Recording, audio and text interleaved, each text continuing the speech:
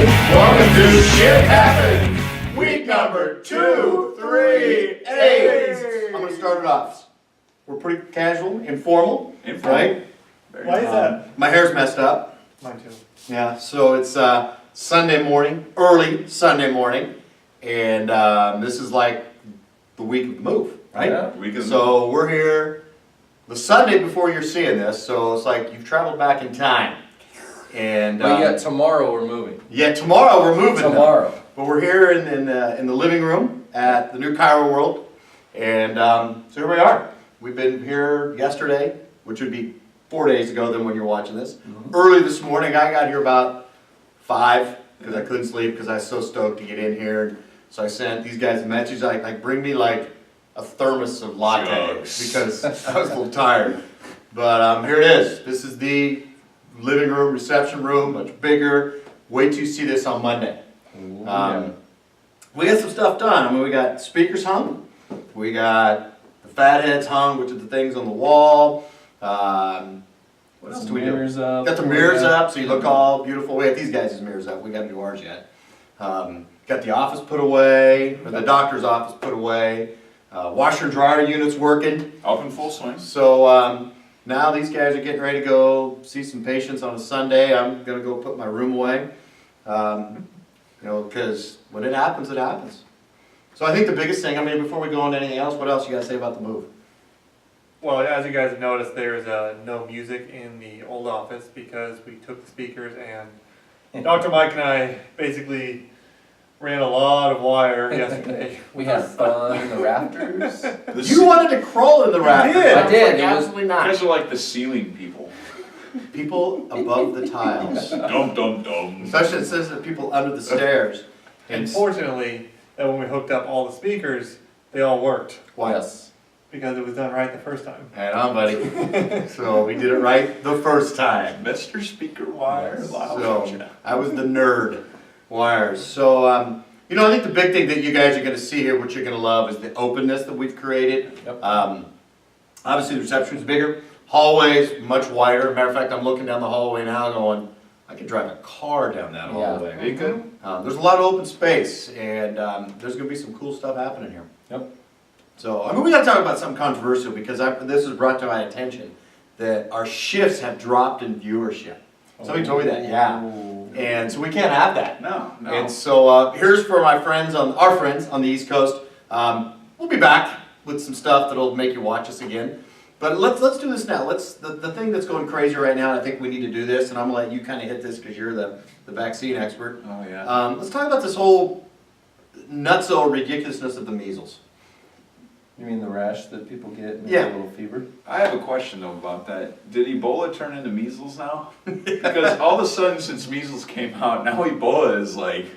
Non-existent. Yeah, Brian Williams fixed it. We're gone. Brian Williams fixed it. Oh, did he? Yeah, Brian Williams fixed it. Was that before or after the helicopter ride? Well, he was also at Gettysburg and at the Wright brothers and the Hindenburg, so Brian Williams fixed it.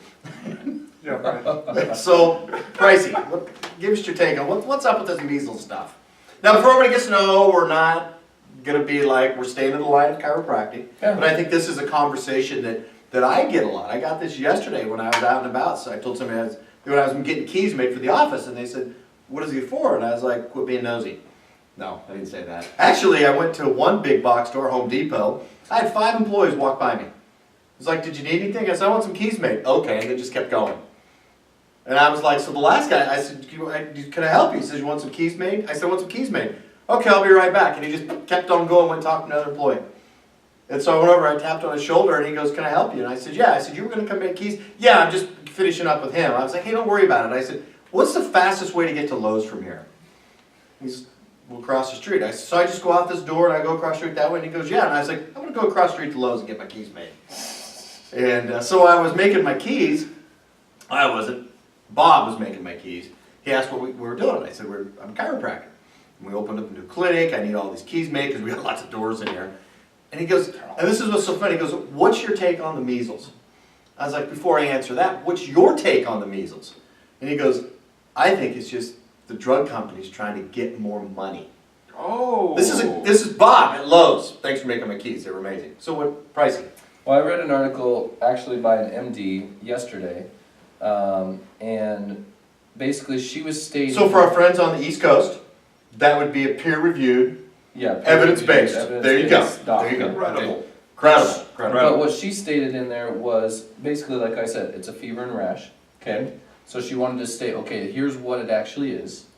And then she said, from her viewpoint, and her stance is that vaccines are okay, she recommends them, things like that, which totally fine, whatever your viewpoint is.